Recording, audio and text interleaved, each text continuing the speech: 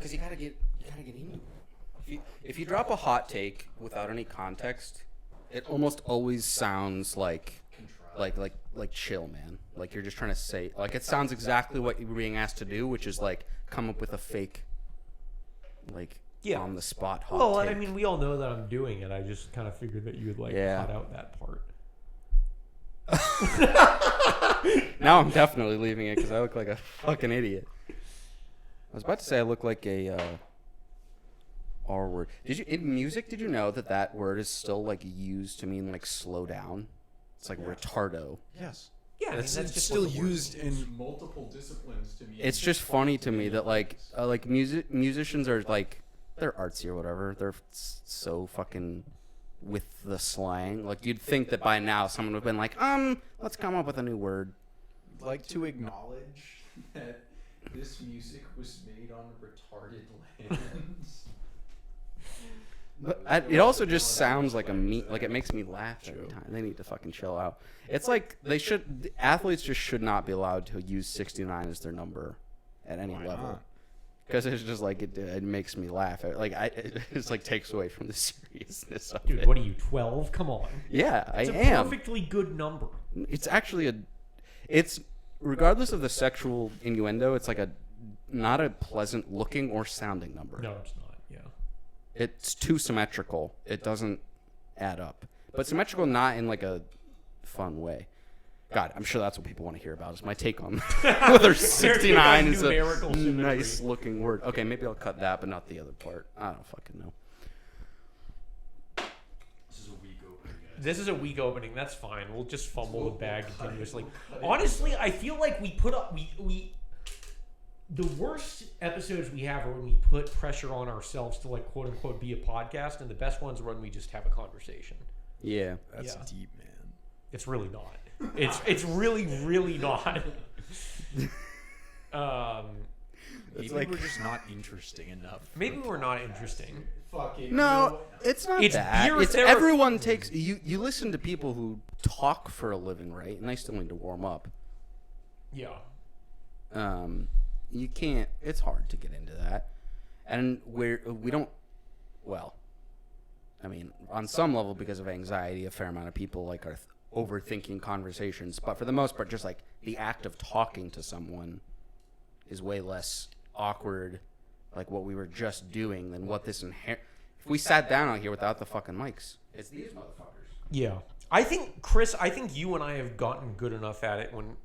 In our one-on-one episodes, of which I guess we have like one out, right? But like in our one-on-one episodes, I feel like we've got a pretty good rhythm going where we can just have a conversation. Yeah, we just gotta get right fucking into it. Fucking Nick is here, and he makes me want to try and like be funny or something, That's which I'm not. So it's just infinitely more. Stop trying to be funny. Nick, let's talk about our relationship and how tenuous it is. Really tenuous. Yeah, it's really on the rocks, man. Yeah, it really seems like it. Yeah, we really struggle to maintain. Big awkward vibes hanging out with the two of you. Yeah, it's tough. No, you should get me and my siblings on the pod to talk about that. That would be an interesting conversation. That would be like a Would they be loose enough to do it? Probably my sister. Probably not my brother. I think he would, just like he would be like, no, dude, I'm not doing a fucking podcast. He'd just be like, just fucking talk to me about it, man. Like, because it's beer therapy. I'm like, dude, I'm not going to talk to you about how I feel about our relationship unless I'm making money off. Duh. God, Chris, you're such a good capitalist for a guy who ostensibly hates capitalism. No, I'm not a good capitalist, dude. For how musically skilled I am, I should be monetizing my ability way more than I am if I was. Brag about it. Jesus. No, I'm serious. Like, it's not even like I'm like Mr. fucking whatever, like famous mixer in LA who like mixes like every pop song you've ever heard. But there's enough kids who want to make music who I could ghostwrite for, or at least edit things for, and I can charge for that. Yeah. There's enough of them out there. Serious question. Why don't you? Yeah. Because when I try to monetize my creativity, I lose. You hate it? Creativity. I stop enjoying music. It transitions into what work has been my whole life, which I hate. And music has always been one of those things that's it's like, holy shit, I can focus on something in a way that actually is relaxing to me, and that goes 180 out the window. It's like checking things off the fucking list. And then it also makes me feel guilty for spending time like genuinely studying just for my own musical knowledge benefit, because it's not, of course it's something that would be helpful for me long term, but I've got my skills enough at like editing the audio and all the shit that happens on the computer that's what's at a genuinely pretty professional level. And so that's where I would be monetizing, is all of that stuff. But what's more interesting to me is like music theory and harmony and shit like that. So that's where I spend my fun. You don't think those are separate enough that you could keep them separate but equal, so to speak? Where like, you know, like I feel like those, and I don't know that much about music, but they're different enough to where it's like just the computer work or whatever. Like, you think that would really interfere with your desire to learn music theory? Yes, because I've been trying for like 10 years to convince myself that that's the road to go down. And I mean, if it was like, but the thing is just editing audio for the sake of audio is no more fun to me than being a cashier. So like at that point, I'm like, why don't I just like then I'm like, okay, well this is, then why not just, if I'm in this for the money, then I should just keep doing the career I'm doing right now, where a couple times a month I make some music for our fucking corporate videos, and I basically just do audio work. So on paper, I'm like doing things that are at least tangentially related to what I'm interested in and could help further my career. So then it's like, from the financial perspective, there's no reason for me not to just focus on that. Yeah. Because that allows me to really fund it. What's unique about that is, and this is something that's very important to me, that's clearly not important to everyone, but I need to have a different location that flips on and off from like work to fun work. I can't have them both be things that are being done during the day and at night. It causes me stress, and I feel like I don't have the capacity, if I'm trying to do the like put in the grind to monetize my musical skills. It's like then I lose. It's not just that I don't have the ability to relax. It's like when I do relax, nothing's fun. I'm like I'm not making the music. I'm not making the money yet. I'm not whatever. It just perpetually gets into the bad anxiety cycle of like I'm not good enough, and I'm not making money yet because I'm not good enough, because I'm not skilled enough, because I'm not putting in enough time, and some motherfucker out there is sleeping 1 hour less than me a night, so that's why. And it goes, and then I start in the beginning, when I have something that resembles a healthy balance, like what you're saying, it ends up turning into spending 80% of my time where I'm doing sort of like quote unquote creative work, doing not work that's interesting to me, or bettering my craft in a way that's going to get me to where my actual musical goals are, because that part of it is not at all where my musical goals are. I'm interested in the sheet paper stuff. Like I don't care that much about digital audio workstations, and they are very correlated, but they are very different things. And I'm just like, I could never be a lot of people nowadays, particularly if you grew up in like a rich-ish, liberal-ish area like us, like a lot of people know some like kid who's kind of made it doing music or whatever, right? And this like thing of becoming like an Instagrammer with all your like, you know, retro photos, and you taking all the weird photos, and you're like an indie musician who like, none of that's for me. I hate all of that. Okay, good to know. So I did like what I want to be doing is having conversations like what the two of us are doing right now about life. Like what's way more interesting to me are the conversations about like the top music theory. And that monetizing that, you can, it's so niche that it's sort of like, it's basically impossible, right? It's sort of like you either teach or you're someone who's got enough connections in whatever. I mean, you don't even necessarily, you could be borderline making it as like a media composer or something, and like meet people who you could have those conversations with easily. The problem for me is that I know that even if I'm doing exactly what I love, if I could sign up tomorrow to become a freelance composer, like someone like guaranteed me that I would have, well, no, that would actually ruin my thought experiment here. But what I can't deal with is the not knowing of sturdy income. It causes me way too much stress. So that life of like being the transition period where you're like making enough to live but trying to get to somewhere where you're more stable is not something, just for my own mental health, it's not somewhere I'm willing to go.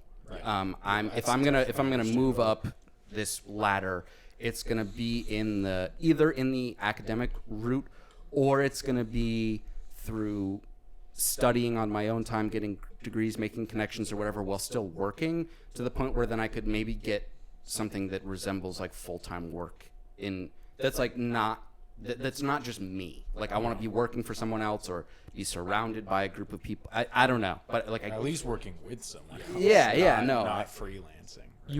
I just can't. And that's like what everyone says. Like if you want to, if you want to make it the most likely that you make this into a career, that's the route to go, right? You just go for it and see what happens. And I've been convincing myself for forever that the only way I can do music anytime ever is if I'm trying to pursue that route. And just I've gotten to a point where I'm like, no, fuck it. I don't want to. If I'd wanted to do it, I've been trying off and on to like regularly upload to my YouTube, to fucking post promotional shit on my Instagram. I can never do it. It leads me in like 2 weeks into just a madness of depression. Because you don't actually care. Yeah, You're trying to make yourself do something that you don't really care about. Yeah, I don't care about it at all. And then it's like, okay, well, and then it's like this thing that is one of the primary outlets for me in expressing myself and relaxing and doing interesting creative things. It becomes not enjoyable, and then it's like, well, fuck. So it's just like if I would, it's like someone who's super into fitness who doesn't want to become a personal trainer. It's like, okay, it's like I could see. I mean, it's sort of different because that's a little more guaranteed income, but it's like I don't necessarily, I don't know. No, I don't want to go down that road. It's just not for me. I mean, I think you would kill it in academia. That's where my long-term actual sort of plan is. Is that yeah. I think, and I don't know, I don't want to speak for you too much, but I feel like there's like sort of like this reticence in you to like kind of express that passion to like the external world. Like I'm really passionate about like studying music, and that's what I kind of want to do. And saying that to people, and stop me when I'm wrong, kind of scares you because it's like, oh, what if I'm not at that level yet? But what I think you don't realize is that like most people who are really into it, with your level of skill and your level of passion, it's not like this passion is clearly not like a fading thing. Yeah.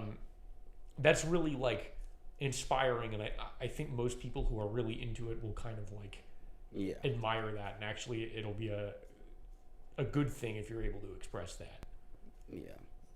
But it is scary to take that. No, jump. It's totally terrifying, and there's no good way for me to say without coming across as kind of it's one of two things. It's like I talk to people who know what they're talking about, and they're like, Chris, you know what the fuck you're talking about. Stop letting your anxiety get in the way. Go do this.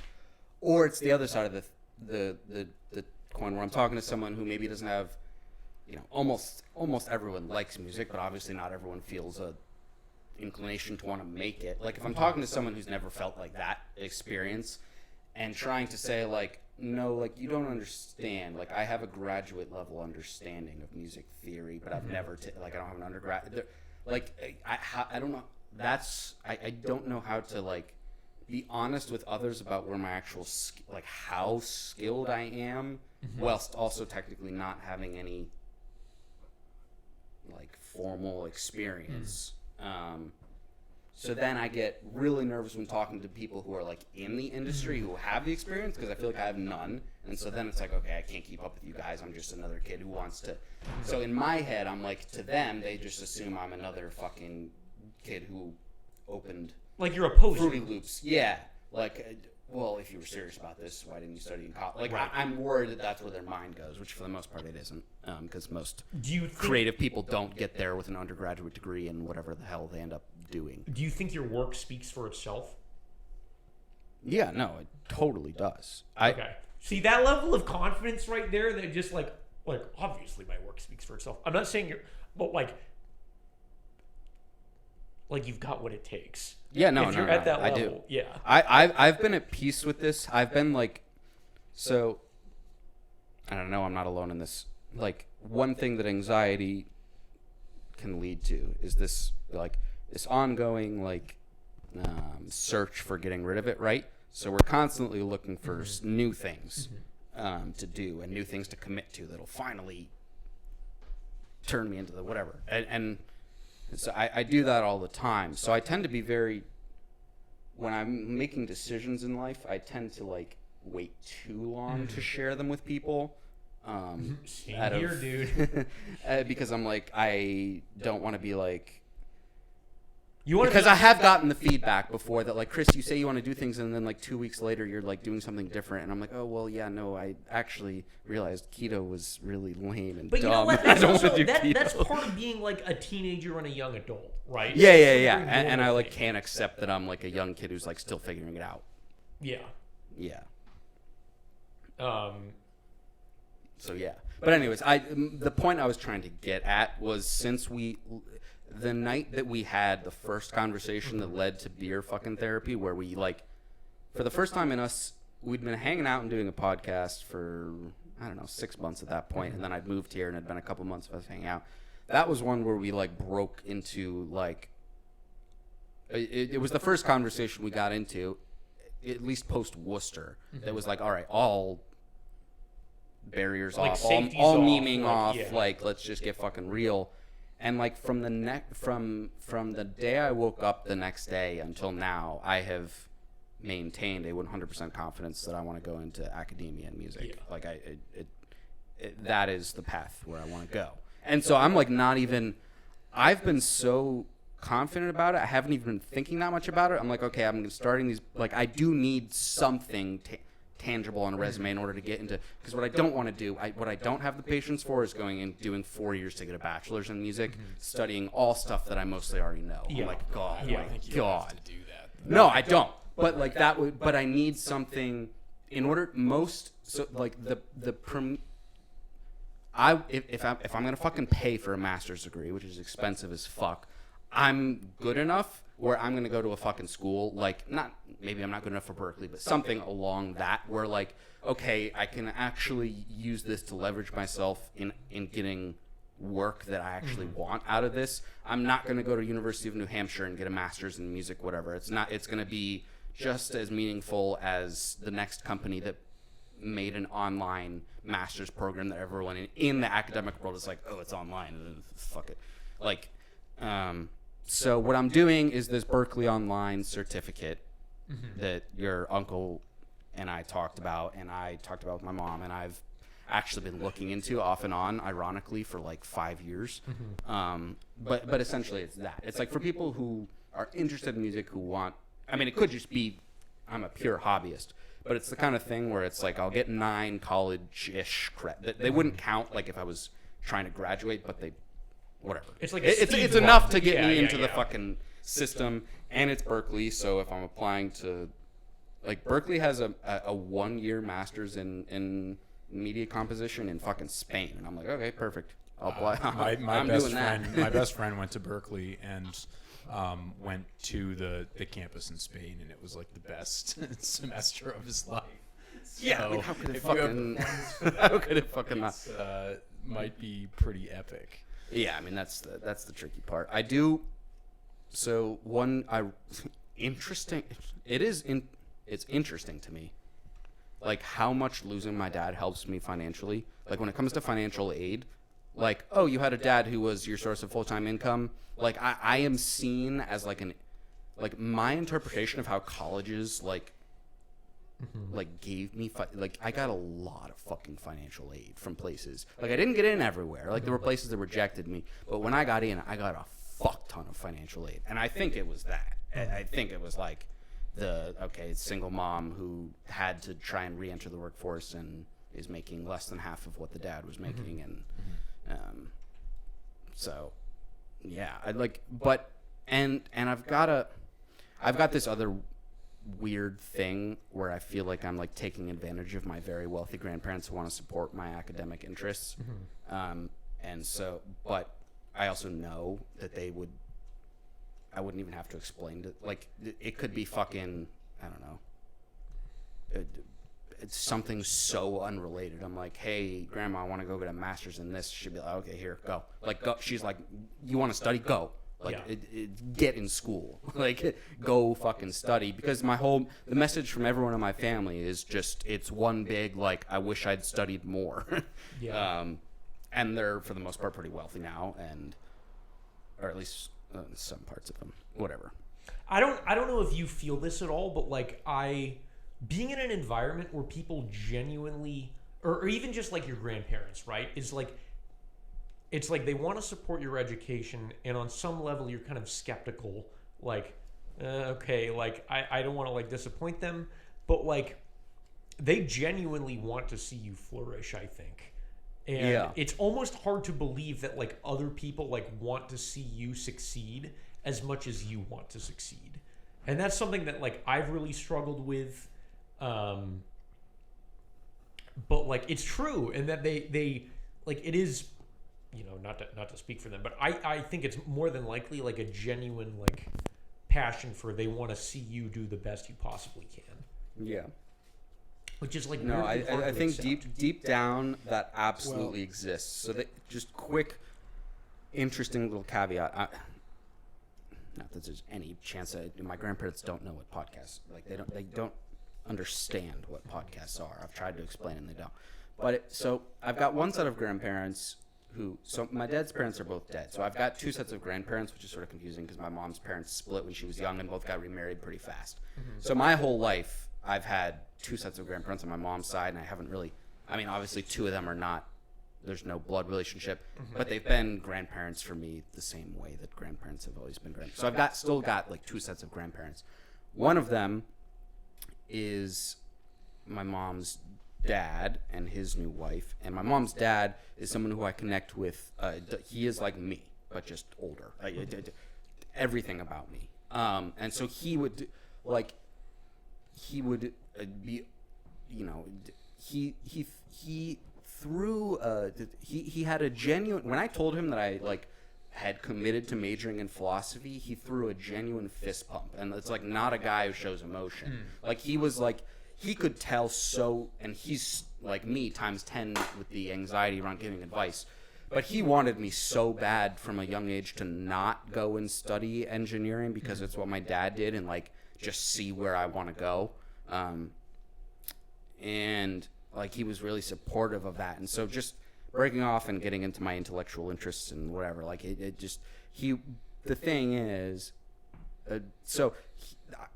I've never had an anxiety around his support. It's my mom's mom where there's a massive problem. And it's not just me. She's sort of known in the family as she sort of loves she loves everyone and everything a little too much. She expects too much out of people. But anyways, not trying to rip on my grandma. The point being is that when my dad died, she went into a depression of like, not even just like, oh, my daughter lost her. Like, she is like, everything about her, everything about her existence is like curating like healthy family. Like that's what she wants more than anything, and not for bad reasons. Like she wants to be around a family of people who work hard, who do successful and meaningful things, and who all really fucking support each other. And she was like so invested in this idea of like my mom and dad being very different people, and my dad being this really smart, quiet, and like she loved that about him and loved him as a role model for me and my brother. So unfortunately, what happened in her head was like not from a place of, I mean, she struggles with this too, like non-STEM being like something that's worth studying, because she comes from a world where like she was told by her parents it's only acceptable to go to school if you're going to major in something that's going to best increase your chances of whatever. So she's got that problematic, but it's sort of been multiplied times 10 with her wanting, her belief that it would bring this peace to the family if I basically like followed in my dad's footsteps. And if I just became a mechanic, like if I just basically became him, like it would bring a level of peace to my Fill the mom. void. Like Yeah. it would be like, look, even though Chris lost his dad, he still grew up into the man he would have been. Like and so this acceptance for her, in a sort of ironic way, of the fact that losing my dad meant in that moment that I was never going to have a shot at being the same man who I would have been had he been alive. It was impossible that the moment he died, and she never. And of all the things I've struggled with, of course, I can't fake myself into not believing. I mean, it's so obvious. But for her, that sort of that thing that she's latched onto of like this will be one of the things that'll like really fix the family is like Chris just becomes an engineer. Like, and so it's just been. And she like kind of keeps subtly pushing at it, and she'll say things to me like when I talk about going back to music school, she goes sort of like, you know, I just want you to like think about like what think about your dad, like it just like like just places where it's like not, it doesn't make sense, and she's like she can't whatever. It's a whole dynamic, but it's a fucking problem. She's not thinking about your dad. Yeah. She's thinking about you becoming your dad. No. Because I don't know your dad, but course. I can't imagine he would have, so it's, that's kind of a fun. Oh, he would have told me to fuck right the fuck off from. He loved his job, but in a very love-hate relationship with it. Yeah. Well, no, he loved the substance of what he was doing, but he was like, look, man, the system that was in place in order for me to get here, like my experience getting a PhD and shit, like it was some of the most meaningful, but some of the hardest years of my life, and it was like the academic fucking world is just filled. He with was an asshole. academic. Was that He was a professor at SUNY Binghamton. He was doing. Had he not died, I would probably be way wealthier than I am. He was doing research on him and his other. He was working with other engineers and chemists and I don't know, not chemists. That wouldn't make any sense. Anyways, he was developing cooling systems for computers back in like the 1990s, and was getting federal funding to do that. And they turned it into like really big. They made some big breakthroughs, whatever. After and I don't know if he would have ever actually gotten rich off of it, but like he just was like a tinkerer. Like I'm gonna fix things by tinkering on them, and so that was his way of expressing himself, was to just get good. He was good at woodwork, anything, the classic sort of like dad with good hands, like just I'll fix whatever. And that was his fucking thing. But he also like he hated the norms of like pretentious academia, and so he refused to. I shouldn't say refused. He like my memory, and from what I've heard from my mom, like he was never going to like professor like things where it's like just like people with PhDs. Like when he was out of work, the only things he would go out and do would be play beer league hockey, go like it's shit like that. Like let me just go be with. So you're saying he be with was the a fucking true guy. smart fella and not a fart smell. Yeah, exactly. And Based, he would have. dude. And the other ironic part was he played a ton of instruments. His music was one of his escapes from the fucking bullshit of the world. And my guitar that I still own was his, that he saved and bought for in like high school. It was like his first ever guitar, and it's like this big meaning. It's like there's so many like Chris pursuing music could be interpreted in so many ways as following in my dad's footsteps. But your grandmother Yeah. is like, no. Yeah. Like she It's has not to see her the son career. again. Yeah, exactly. That's where No, because that's it, not her talking son, about right? it with It's- her is it always has to just be a hobby in the way that Right. it's not in anything the way di- that it was for your dad. Yeah, sorry, not Chris. But I mean, the ironic part, of course, being that it wasn't just it was a hobby and that he wasn't earning money off of it. Was it less meaningful to him than the work he was doing? I'm not sure. I mean, he Like, was who's playing. to say, really? Like, Yeah, he was playing acoustic guitar and his little mandolin and listening to blues like every fucking night. That was his like, I need to cool the fuck down with my guitar or whatever. So yeah, I mean, it's a whole thing, but that's what families are good at, I guess. So while we've got Nick here, so Yeah. thanks, Chris. We've done a good run through Chris and his issues. Nick, I want to ask you a question. Uh-huh. Why do you care about lifting weights? I don't even know anymore, man. It's like, what is, are we Done with. I don't want to. I feel like we just No. totally Yeah, no, I abandoned totally Chris's- pivoted there, Chris. If No, there's do anything you wanna, like, pivot. Last episode was me heavy too. Let's pivot off of me. I feel like that I was don't know that really I'm good, but better. also like we can pick this up and our Nick. Yeah, I time think the is two of limited. us will get into that. Yeah. Yeah. Fair. Let's get into some shit that's more relatable to the three of us. I think is probably seems like a good idea. But also, you just re-railed the episode into something that's like actually good. So respect. Wait? Wait, I re-railed the. I don't. We not went seeing from the like connection. the meaningless bullshit trying to do a podcast to like real yeah, shit. Yeah. No, yeah, that's true. Yeah. That's true. Yeah, So yeah. like what? Well, no, what- I think the lifting was. I mean that genuinely. It's a because I still feel like I feel like we have three very different perspectives on this. yeah. I really gotta that's- take a leak, but I will. I also answer- really got to pee. Can we? All right, Can can we we pause cut the recording? break? If we. Can we cut the break? Yes. No, breaks are easy. Breaks are easy. Oh, fuck.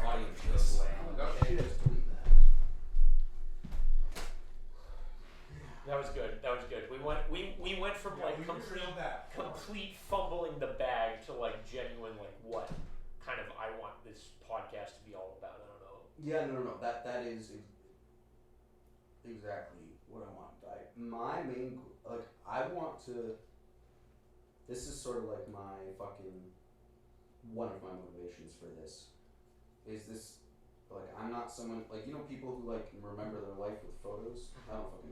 I just never been inspired at one time in my life to take a photo of something. I don't know why. I might be the most like anti-photo person. But the conversations are what you. Sure, Yeah.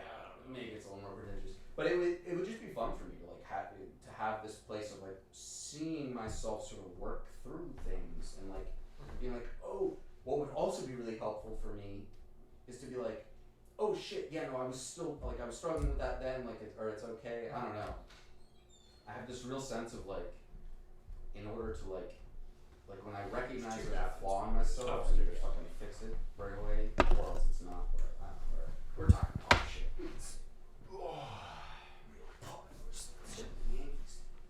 Get another beer.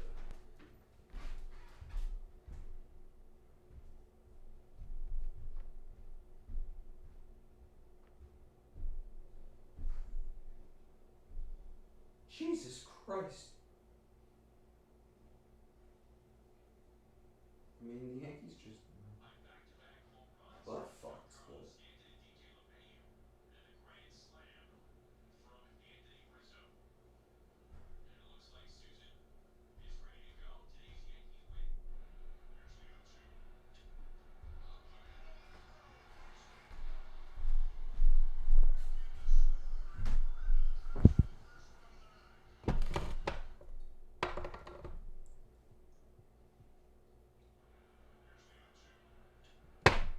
go to the next one. Oh,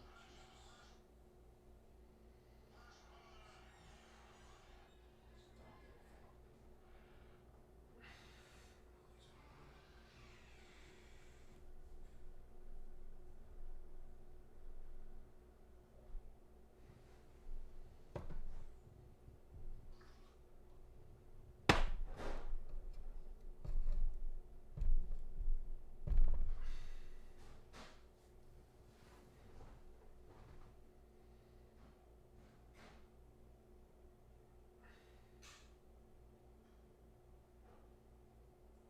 Not that you would particularly care about this because it is sports related, but I find it's crazy to me that in the 100+ years of baseball, the New York Yankees are on pace right now by a decently wide margin to set the best record ever in baseball history. Really?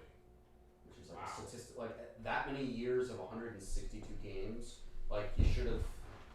That's incredible. You should have reached like mathematical like Yeah. the capacity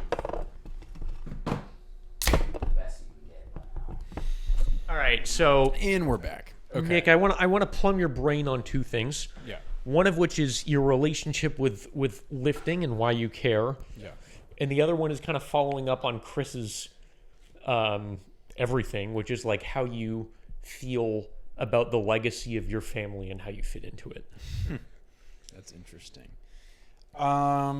So first of all, lifting and why I care. And I feel like to preface, we kind of have like three potentially like very different perspectives on this. Yeah. So for me, it's man. If there is anyone listening, I ask them to bear with me because the answer is going to start sounding really generic and boring. But I hope it goes somewhere interesting. Which is okay. So of course the classic, like I was always a small and skinny kid growing up, and I just wanted. And it's like, yeah, and that's true. But like, also, biology was the first thing that I realized I wasn't bad at. Where I was like, oh, like I actually like this, and I feel like I can see good. Like I'm able to digest this and then spit it back in a way that other people aren't. I don't mean like other people as in like my classmates. You know, I think anyone with a biology degree probably equally skilled at it, but like. And so I kind of got into lifting for the reasons that, and Alex, you were into it and before I was, and so then that pushed me towards it as well. And I was like, oh, I can change myself. Like I can become something that I'm not currently. And I also want to preface this with like, I'm not that big or that strong. So, But by normie standards, you're pretty big and pretty strong. You're even strong for the average. Like it's important to remember that like 75% of people who go to gyms like have never actually like progressed on their lifts. Well, right, but I try to not hold myself to that. Yeah, standard. which but, is good. But it's like to say it's one of those like. Yeah, I do I'm it nonstop. comparing where myself you're to sort of- like competitive power. Yeah, So exactly. that's Yeah. why I say that. But I guess that's just kind of the But strength dysmorphia. But in any case, so there was that, and then like kind of realizing that intersection, and I remember from I think 10th grade, I remember being in a study hall and like reading about this on the internet and like really like being interested in the essentially everything that's like not weightlifting that goes into weightlifting. Yeah. So all of the biology. I can tell that's where a lot of people who are into it for, in my opinion, healthy reasons are into it for. Right. Yeah. Yeah. So like for me, I view the ability to put up more weight as like just a byproduct of other things that have happened. It's so I'm gonna make this artistic. It's your creativity express. It's tangible results from your creativity in ways that Right. with biology you can't. I mean, you can do. You little can't see it. That was labs, always but something that you're- I thought was really cool about biology and chemistry and science as a whole, is that it's like it's the manifestations of things you can't see, and there is almost this like you have to have this blind faith that like the shit they tell you is going on is in fact going on, right? Like when you're drawing out reactions in organic chemistry, and it's like. Dude, like none of this means this is all just shorthand for things that we've like it's all representational, and it might as well be religion, because ultimately all you know is like I start with these materials with this property and I end with this material with this property, but it all just works out. And I always just thought that was really cool, and so my interest was always in kind of like taking the human body as a recreational device. Yeah. And like how can I adjust that and optimize for that. And so that was always like, I actually have always found nutrition, which of course I say this is someone who, if you looked at my diet, would be like, you're interested in nutrition? Like, okay, how many Pop-Tarts did you eat today? But like, nutrition and supplementation and, that eventually forayed into just drugs as a whole. Like, that was always like more interesting to me than like, I know like Alex, you go the other way and like Yes. you're interested in the numbers and the programming of. But the reason why I'm interested in that, I was thinking about this as you were saying it, is almost like it's how far can we abstract the system and still have it work, as in like as a workable model. Right. Of like as an abstraction from reality. So like your training program is like we've abstracted up from like your biology, like your mental state, which is of course looped into your biology, like the psychology of Nick, and we've abstracted all these things, and in my head I've assembled basically a mental model of you, Right. and now I'm trying to like run it through its paces and see how accurate it is with reality. Yeah, I think that's a really interesting perspective. And I will say, since working with Alex on this, like I have become more interested in that side of it. Like he has inspired more interest in that, because ultimately, to your point, it's all the same thing, and so it's It's just you view it from like different levels, right? Yeah. And so like it for me, it's funny. I almost view biology and biochemistry and chemistry as like real life lore. And like, it's like, I just like, No, it kind of is. yeah, like, oh, if you do this, that will like increase the like, mitochondrial efficiency, or actually, maybe decrease or do whatever to achieve this result. And at the end of the day, all you see is the tangible result. But like, I love the like the lore of like, this is how it works. And so that was always kind of like lifting for me again, was like, dude, how many fucking supplements and like weird gray market fucking chemicals have our parents caught me with since I was like 16, from like smart Dozens drugs. of times. They've given up at this point. They literally have. My dude. mom would have disowned me if she Yeah, found a like bottle I remember from my mom Russia. found syringes once and was like, "What is this?" And like, how are you going to like? Either you're on heroin or steroids, and neither of those are good. And turns out she was wrong on both counts, actually. But I had like sustained this leg. It was basically just shin splints, and I was like, I was doing ROTC at the time. And so I was like, I need to be functional again. And so I had found this gray market peptide that like it increases soft tissue healing. And so I was like, all right, well, if this is really just a tendon and bone issue, this should help. And I was injecting it into my legs. My friend at the time, I was a freshman, my friend was like, what the fuck? And I never injected anything before, but just the idea of injecting something to me that was scares like, me. this is sick. Like I swear to God, I was more excited about just the idea of injecting a thing than I was. Like it could have been fucking saline water. Maybe it was, I don't know. But like, it could have been saline, and that would have been cool to me. So it's like that side of things has always been, and lifting has just been like a way to express this. a way to express that. Yeah. It's also something to see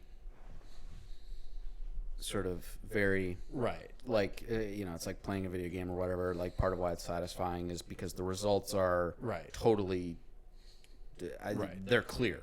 You can Yeah, see exactly. progress over time. Exactly. And then there is also like the more boring part of the answer is like the classic reasons that anyone gets into it is like, okay, like the feeling of accomplishment, the fact that like effort with payoff over time feels good, like shit like that. But like in terms of like the more abstract, like why do I care? That's why I think.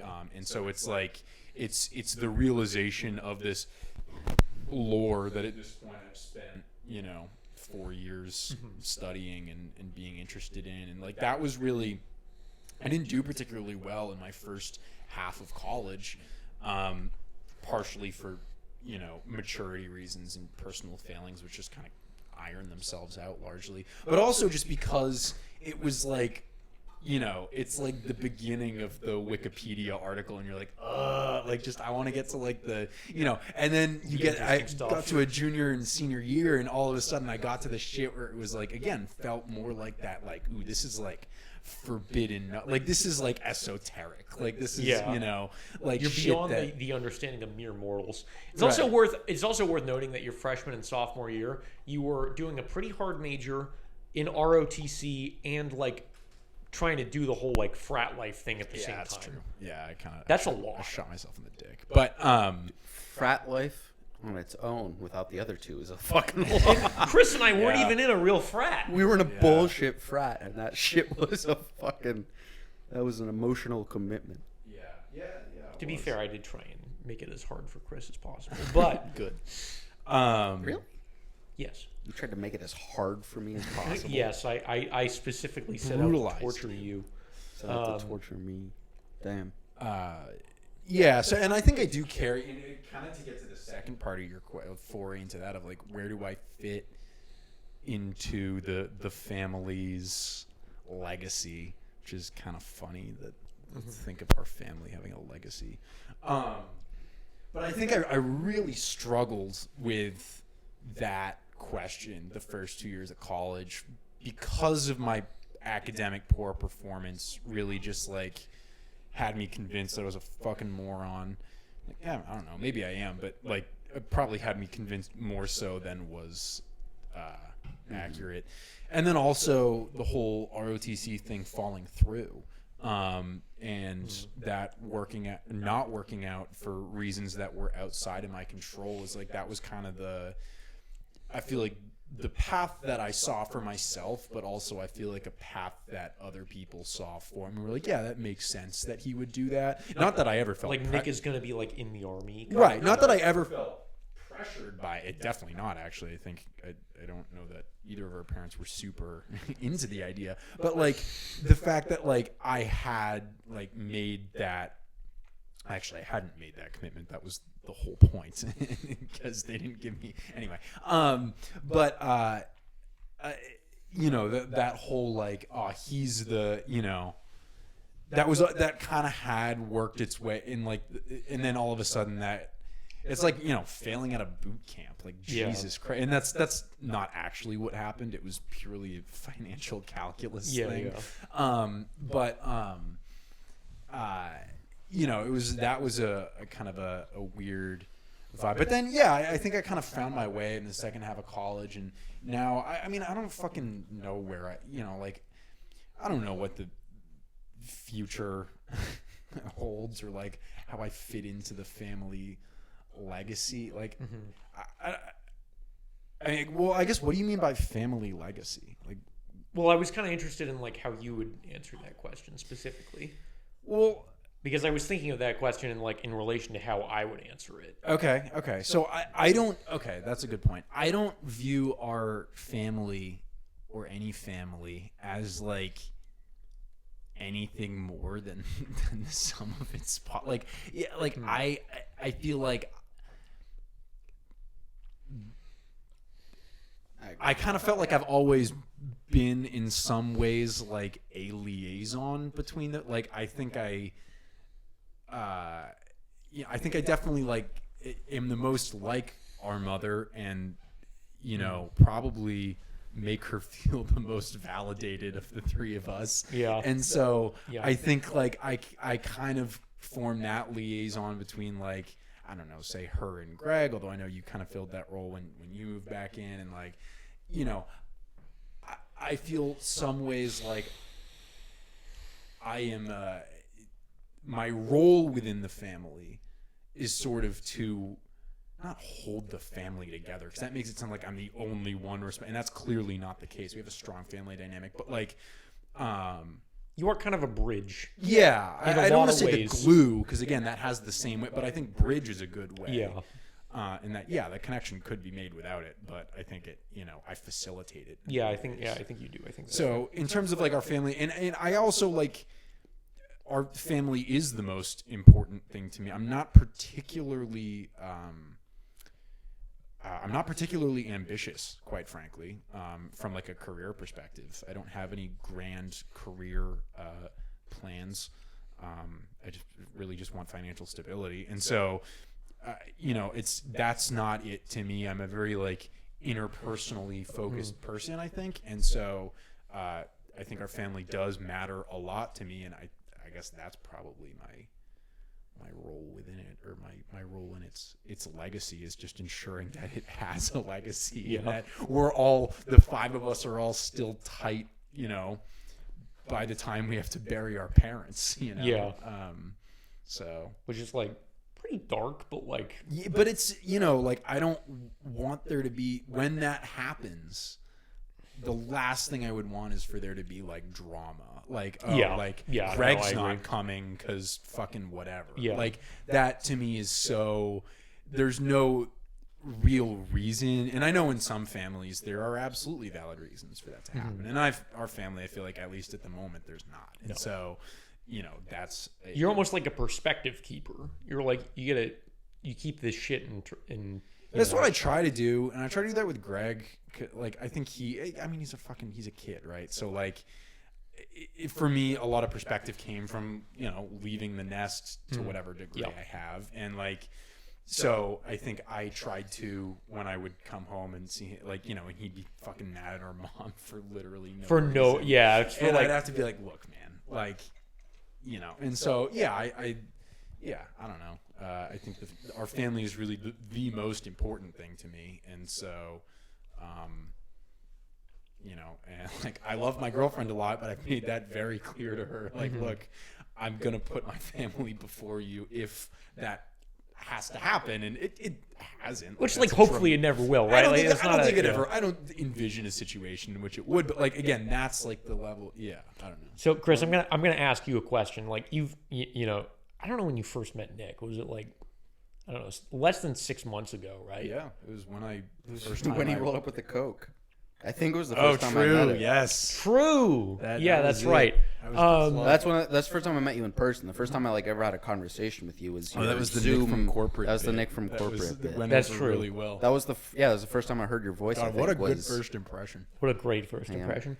No, it actually can I tell a quick? This isn't even a story. But my reaction to that, it had nothing to do with whether or not the bit was any good.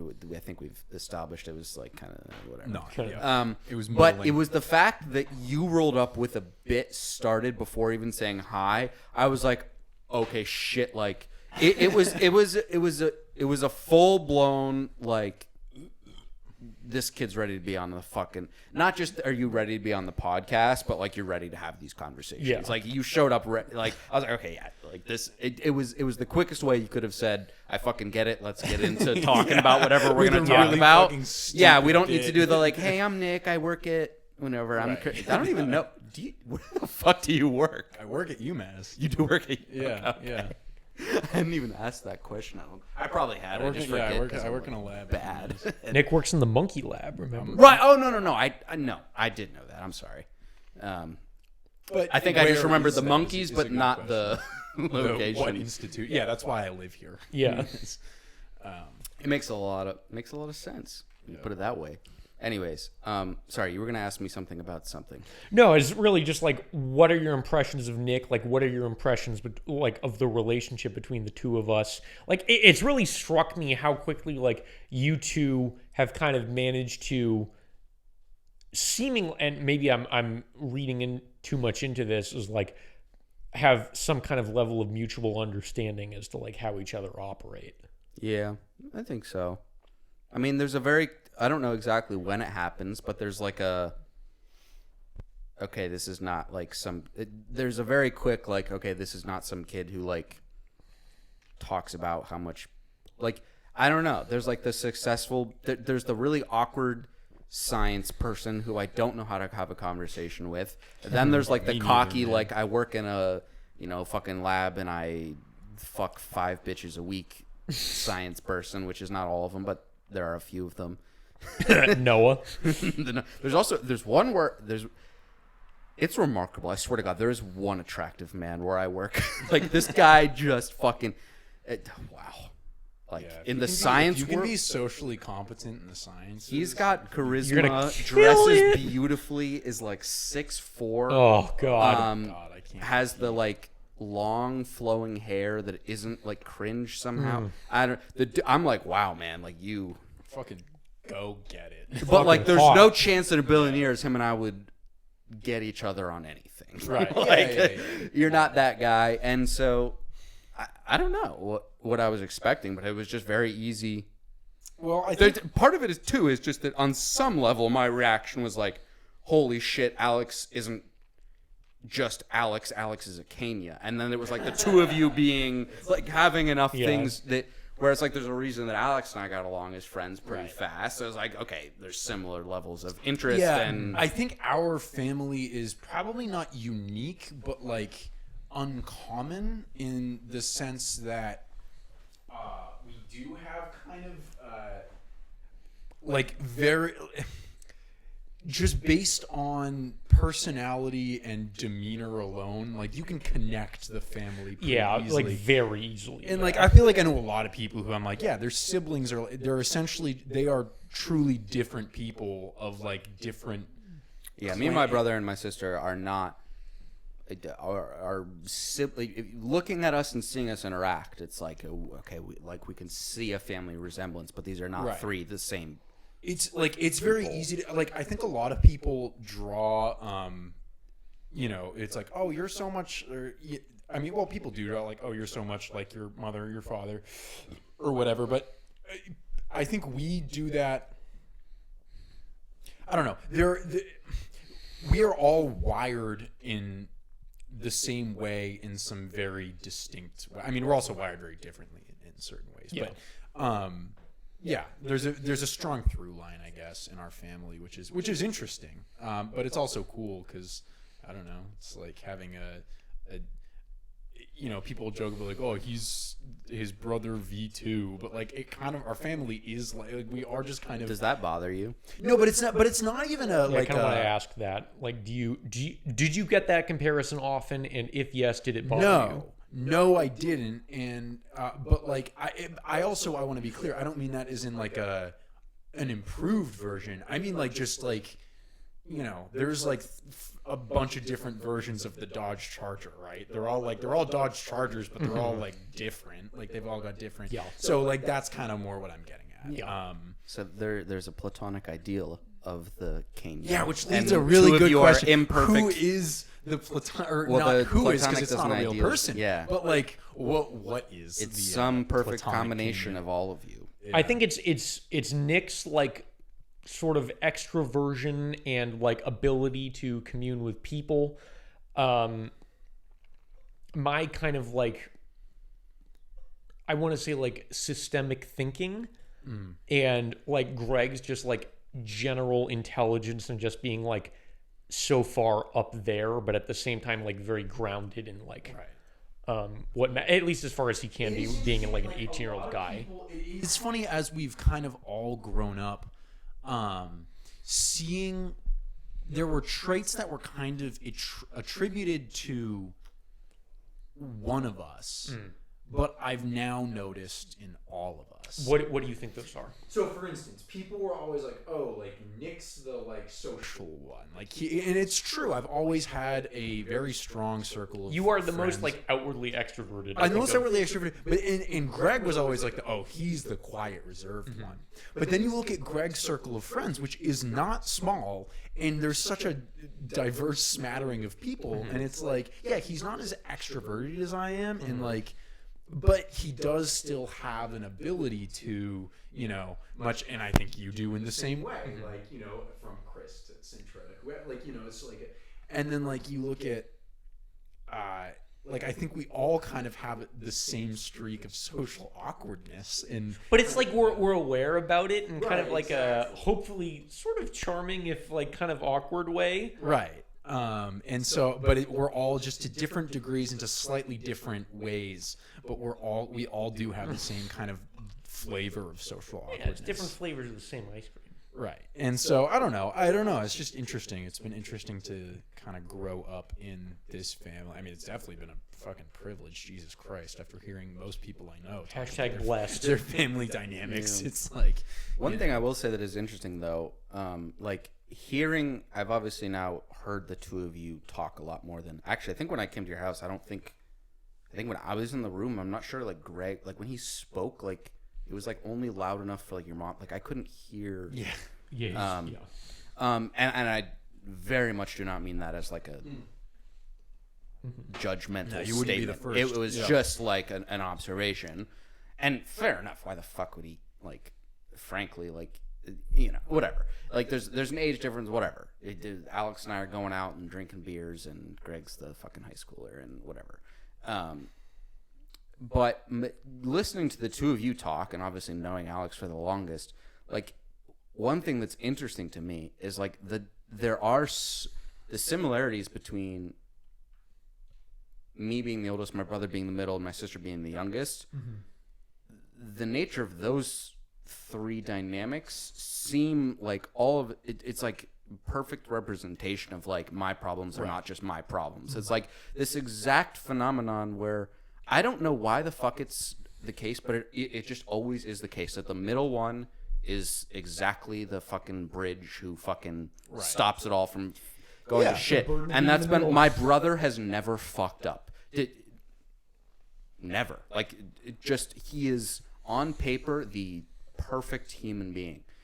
But he doesn't there's certainly no like him acting like it at all. And the two of us just have normal conversations about this, that, and the other thing. And we do sometimes, not often, but we do sometimes talk about like real shit and what it's like being young guys, what it's like going to college, what it's like. But there is some personality difference where I feel like this constant need to like announce to the family that like, look, I'm not this fucking perfect child that you've all forced me into trying to be.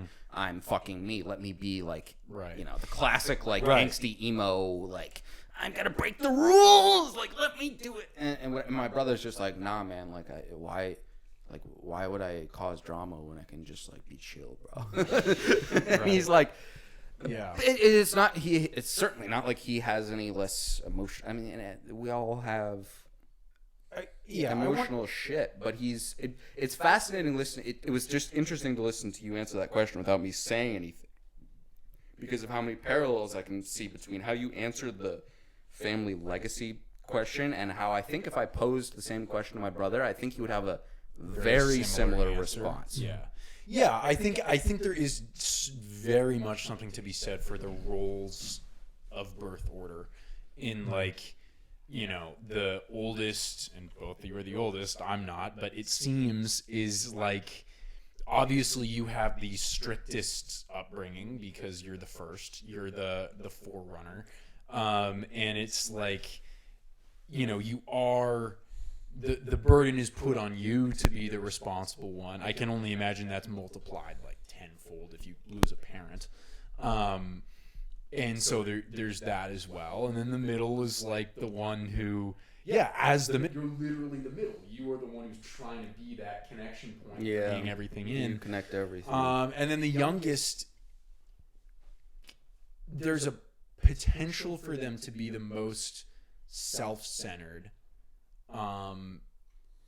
In good and pays attention bad to ways. Yeah, and in the sense that like they are given like Greg absolutely had the most laissez-faire upbringing. Oh, for sure. Like no doubt. It's ridiculous. Yeah. I remember like my mom found out that I was like smoking weed with my friends when I was a senior. We had like a talk about it. You know? Really? Yeah. That's kind of surprising, actually. She wasn't that mad, but it was like look, like it really actually it's funny. What she was like, I don't want you giving your brother weed, and at the time he was like, you know, in 8th grade or whatever. I was like, no, I'm not giving him weed. Like, relax. But like, you know, relax, chill, mom. You know, but like, you know, when he was a sophomore or whatever, sure, she absolutely knew like what he was up to, and you know, but he's also the kind of kid where he's like. You know, he was basically a perfect student, 2-sport athlete, and I think they were just happy that he was doing something with his friends, even if it was sport. Yeah. You know? I think a lot of that comes from me being like kind of like a socially awkward loser, like non-athlete. And I even like recognized it in my time throughout high school, where if you take me like freshman year, like no real friends, like kind of like chubby loser versus senior year, like I had played a sport and I was terrible, so I decided it wasn't for me. And like kind of like had friends, and like all of a sudden like I was like, yeah, mom, I'm going to this party. There will be drinking, so you know, no one's gonna drive, so don't worry too much. It's just that I don't know. I kind of feel like parents don't want their kids to become losers, right? And Greg was like obviously never a loser. Like he was always like a good multi-sport athlete. Like he's an incredibly smart guy. Like very with it. Like you have one conversation with him and it's like, okay, this guy gets it. Yeah. So there was kind of like no fear of that. Right. Which I the go-to example is always like, I remember when I was 11, I got the first Halo game for PC. And I was like, oh my God, this is incredible. And my mom was like, all right, like, I don't know about this, but like, I guess it's your money. And I don't know, we kind of had like a big conversation about it. When Greg was 11, he was playing GTA and like, I don't know, like watching gunning Family down Guy and strippers shit. and Yeah, you know, just what you do, watching Pornhub on the family TV in the living room. That's Yeah, not no true. big deal. My mom went through my iTunes and would delete songs which had explicit lyrics, and that Wow. was through, That's next level. not just explicit lyrics. It wasn't just like whether or not they had explicit lyrics. It was like she would like read the lyrics to like see what the story of the song was about. Right. And if she took it if as it was being a bad moral, sure, or just like too violent or whatever. I mean, she's anxious, and as is any mother. And of course, now I can look back on all of it and be like, okay, yeah, it's one thing to be a mother for the first time. It's another to like do it on your fucking own and like have the whole because once the like, you know. Because there's sort of that thing with parents, right? Like, oh, don't over worry. It's not gonna happen to your kid. It doesn't happen. Like most kids are fine. And when you experience one of those, like, oh, don't worry about it because it'll never happen to you, but then it does happen to you, then everything's on the everything table. that falls Yeah. under that logic becomes not a satisfactory answer. Right. So, like, I can't not be anxious flying because most people are safe. Like, it's like you can't emotionally get past that. So we'll have, like, random things, and it's different for all three of us, where it's like, it's as direct a causation, like a therapist could get it in 10 seconds that it's directly caused. It's like, it's obvious to us. And ironically, like, it doesn't even cause us a ton of anxiety outside of the actual events themselves. But things like my mom never gave a fuck if I was drinking, but I was certainly never allowed to be hanging out with kids who were drinking because of the fact that there were cars around.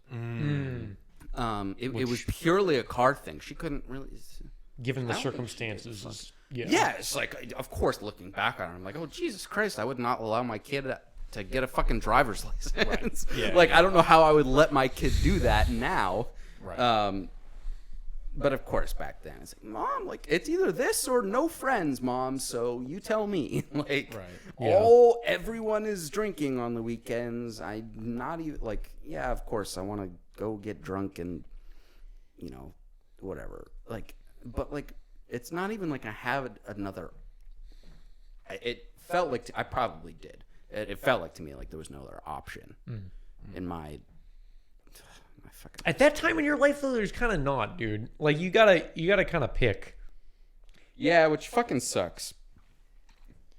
How many guys, or not guys, but people did you know who went into college like with kind of their chip on their shoulder, like, yeah, I don't drink, and then like a month in, Oh my they're just God. like going off the fucking Oh, chain. at Worcester, we met a lot of them. Yeah. In my high school, we all did that after 8th grade. We're like, we're not going to be but the thing We're was, better like, than that, my guys. class was, we had a reputation for being like one of those ones that comes around every 10 years that's just particularly bad. Wreaks havoc. My freshman year, there was a kid who got so drunk before school started. It was senior prank day. So they're like, oh yeah, let's get drunk. It'll be funnier. So this kid gets so fucking drunk, he has to be wheelchaired out of school. Oh my God! And that was freshman year. After like 9 months prior, like we all signed like a pact. We're like, we're not gonna do drugs in high school or whatever. Jesus Christ. So then it was like, okay, this is just we're fucked as a class. That's why I needed to get out. Nick, did you drink? Did you like drink or smoke in high school or anything? I actually, funny enough, smoked before that and more than I drank. Interesting. Yeah. I think the first time I got drunk was like 11th grade, but the first time I tried weed was like after 9th grade. I don't think I got high, but the first time I got high was actually at your graduation party, so it was summer after my sophomore year. I remember that. Yeah. I that was the most horrifying experience in my life. Actually, second most after that time on 420 of this year when I also got way too high. And lost touch with reality. That shook me, dude. That like started a started a relationship with anxiety that I don't know if I didn't have it previously. I can think back to a number of experiences where I think I did, but I just It really brings it to the surface. really brought it to the surface. Like you have to contend with the operating system of your brain when you Yeah. get like super high. Right. Yeah. And I had never had a proper panic attack before, I think. Actually, that's probably not true either. I used to just like sometimes be like, I'm having a hard time breathing, and then would like freak out and I'd have to like go sit outside. So I guess that was probably Dude, you have like You know worse what I anxiety. would think about sometimes when I'm walking to class? Like, what if all of a sudden, like, I start to think about what it means to be thinking about moving, and then I get really freaked out about it. like, how am I just like what if I go to move my leg forward and it doesn't happen? Like, what does this? What's really weird for me to think about is like, how am I doing this right now? Does that make any sense? Like, I've only gotten like freaked out about that when I was high, but I get freaked out about that like fairly, and this is probably the thing. Like if I just like took an intro bio course or a chem leg and I like understood the mechanisms of like how we move, I'd be like, whatever. I would never worry about it. But I'm like, how the fuck does like I just like do I? Well, I know now that I don't think and then move, but like all just thinking about all the shit that goes into that. Well, Like, I mean, that would be like I'm on my way to class and then I would like trip over myself, and it's not because I'm like stoned. It's because I'm like, wait, can I You're move? thinking too hard about it. Epic philosophy major moment, by the way. You just trip over your own legs because you're You know thinking who too hard. doesn't think about that? Fucking bio students. Fucking econ majors, dude. Econ majors don't think about anything. We do zero thinking Do zero. based.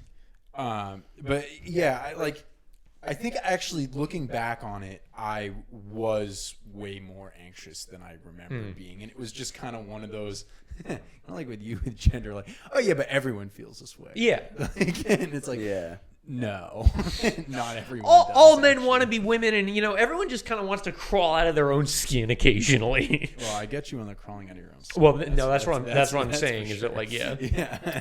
Because there are aspects of questioning who you are that are universal. Yeah. So I imagine that could be like Yeah.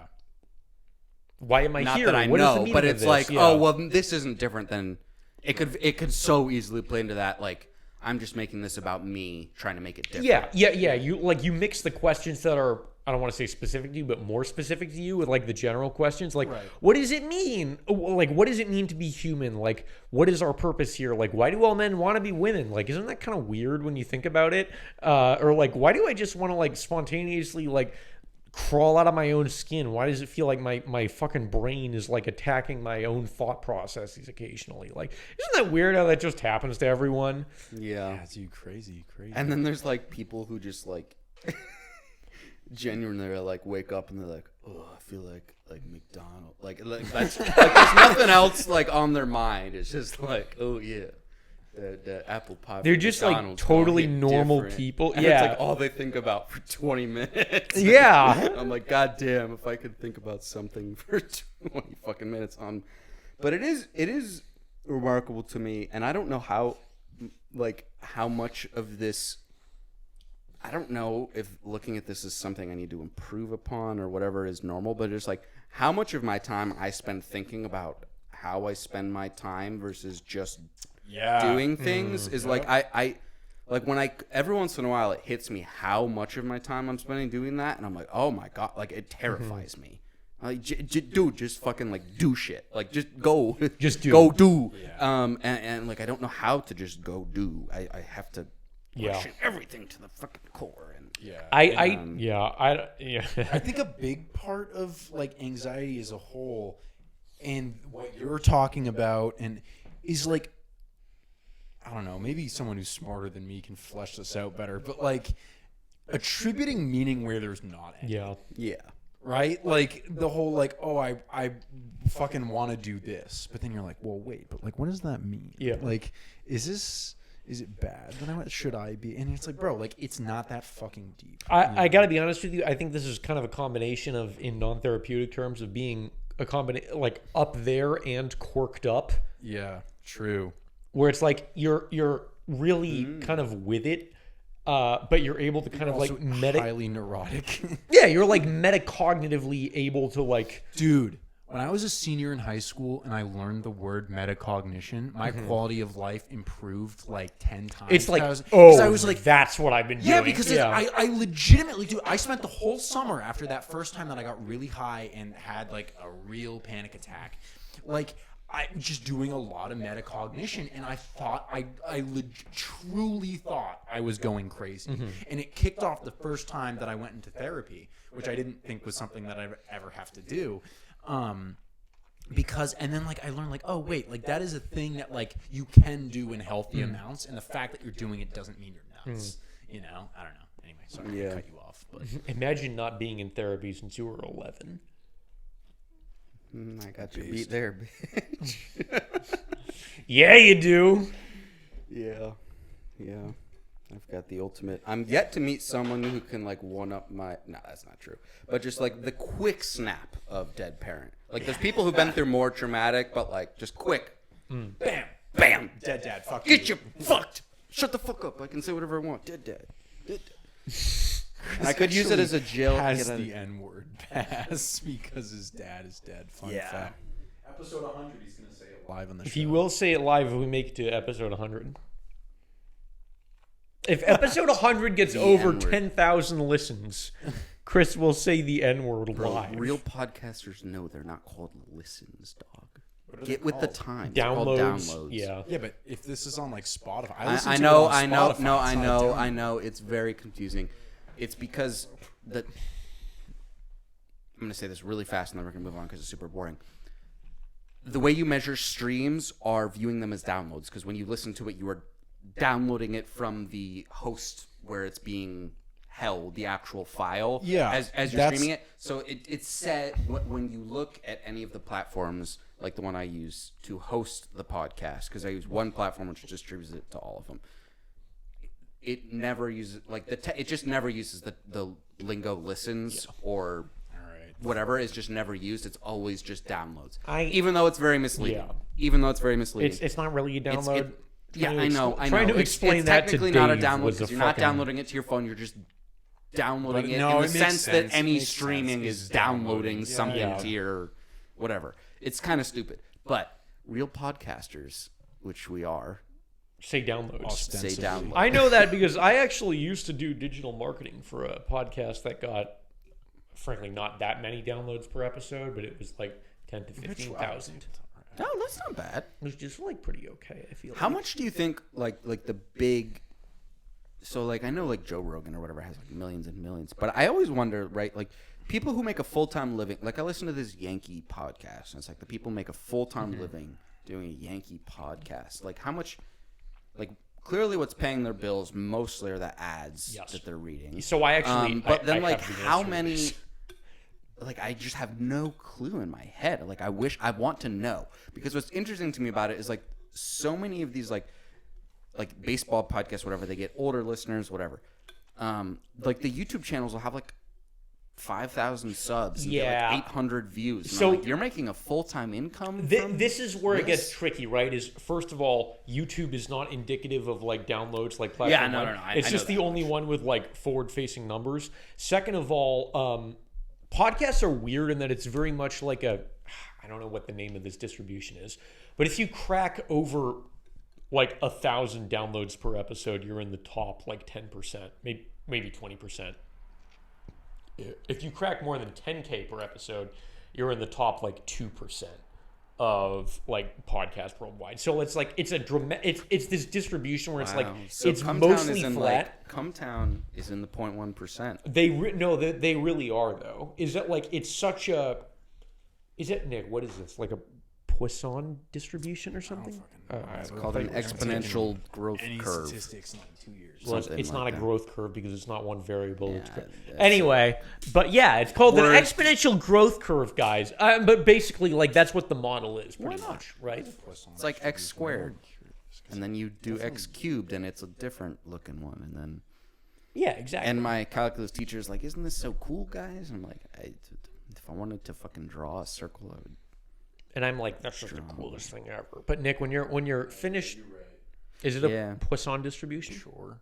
At least from different what these different graphs versions look of like. creativity. Yeah. It was a point I wanted to get at earlier though when Nick was talking about the bio stuff. Mm-hmm. Was that I, as like a music person, I want the word creativity to stop being used in association with the arts, and just as with like I want it to be synonymous with the like why do you do what you do question, because I think all of us are driven by that and not the fun, like when you listen to people talk about anything that they enjoy, it's the problem solving aspect of it, and that's the creative component. I mean, maybe someone genuinely enjoys like making a list of some just doing like the busy, but like no one. The busy work isn't the stuff you know that who gives enjoys us the that? meaning. Fucking pre-med students. I'll tell you that right now. Yeah, maybe some people just like get a kick out of like writing down lots of similar numbers. I don't fucking know, but like it's all like creative problem Dude, solving. seeing my ex's like notes, I don't know, man. That higher level like undergrad stuff. I couldn't, dude. Like I just didn't No, you know what that is? That's fucking fancy note taking. All right, I can show you. There is a my thing with- notes with from girls like my who, like, 400 make level their notes look- biochemistry classes. There's like 10 pages of notes total for the whole class. Why? Because I just suck at note taking, and I kind of never did it. But like, if I Well, were to not- actually take diligent notes, you'd be like, "Wow, that's some serious shit." But you'd read over what I have, you're like, "You had to take notes on this." This Like, is what? this is the biggest proof that Nick is like 200 giga IQ, is that he's just kind of like disorganized, and he's just like, yeah, I just kind of like implicitly, I just kind of like tacitly like know this thing that's like incredibly obscure hormone interaction or whatever, and he just like knows it off the top of his head. but and not everyone. I didn't even do well in those classes. I should say that. But, I like, did but you very would- But mediocre. then, you but does the retain- grade? There are people with A's who could probably talk about the specifics of this stuff less so now than you can. Maybe depends on the thing. Yeah, I don't Maybe. know. But there's a difference in memorizing material for the purposes of getting an A's Look, versus man, being I get interested really uncomfortable when I have to acknowledge the fact that I might possibly be competent at something. So let's just move on. Ooh, from episode that. 4. Ooh, dude, yeah, that's Let's make Nick talk about all the things he's good I at. couch it in sarcasm and self-deprecation. Yeah, I mean that's sort of. So like it scares you, the possibility that you actually might be like being earnest. like a really smart like lifter Chad guy. Shut up. See, I hate that. I know that, you like- hate that, but it's like it's kind of true. No, it's not. And the fact that I even said I hate that is like, I feel like then there's this implicit like, ooh, I actually secretly agree with that. But like, I fucking don't. And like, it's just, the whole thing is like, fucking, it drives me nuts. Like, the idea of this podcast to some level rubs me the wrong way. But And that's I why you need to can't- be on it. and I can't Oh, it's fully take it interesting. because it's like I just feel like and I don't want to say this as in we or you shouldn't do it, because like No, criticize it. no, but like that's I don't dude. think the critique wanna- is it's like It's like why are we doing this? Who are we to think that we have anything worthwhile to say? Who is anyone to think they have anything worthwhile to say? Yes, but also like, have we? But that's the thing, and that's why it's actually fine. Like that's why. I mean, if I But also, we're actually not forcing anyone to listen. well, exactly, and like, but again, like if I actually truly 100% believed, who are we to think we have it? Like when you're like, hey, want to come on the podcast? I'm like, no, but like I'm here and I enjoy it. So like clearly, I do believe I have something worthwhile to say, and the fact that I believe that pisses me off at myself. You know what, Nick? The difference between That's a good way of putting it. the difference between you and I.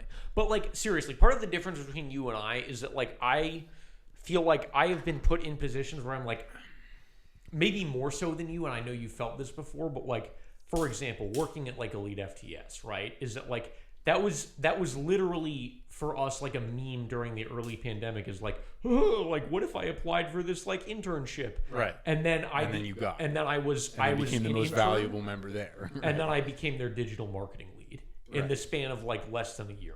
Right. And is like, this is completely unbelievable. Like I'm training under Dave Tate. Like I'm on like a first name basis with him. And like you do that, and then it's like, okay, like this becomes your normal. and then it's you make a jump to something else. But the point is, like, you need to do something where you can barely believe it, because that will instill in you that actually what you have to say and what you have to do is valuable and it is worth it, and you fundamentally like are worthy of having a voice and having something to say. Not in all respects, not in every single possible way ever, but like in some way. In the same way that you would agree with the statement that everyone has the right to Right. be Yeah. heard, Yeah. right? It's funny because you say that, and I'm like, yeah, but that It's like means, cringe. That means everyone but me is what Yeah, that yeah, actually it doesn't yeah. though. You are. Right. Yeah. Yeah. Yeah. Um, it was interesting your comment last time about like listening back on yourself, because when I edit it, like I get it less. I certainly get it way less, but like my hearing, like listening back on that episode, it's we're all so goddamn self-centered, right? That's what bothers I'm me about always worried about whether or not what I'm saying is interesting, or I'm cutting people off too much or whatever. And I'm never even taking the time of day to think about whether or not you or Alex are doing any of those things.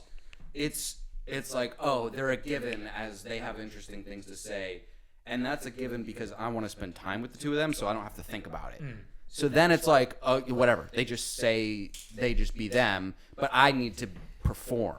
Yeah. And I think on some level, the three of us on differing levels maybe all fall into that. for sure. Yeah, like. yeah.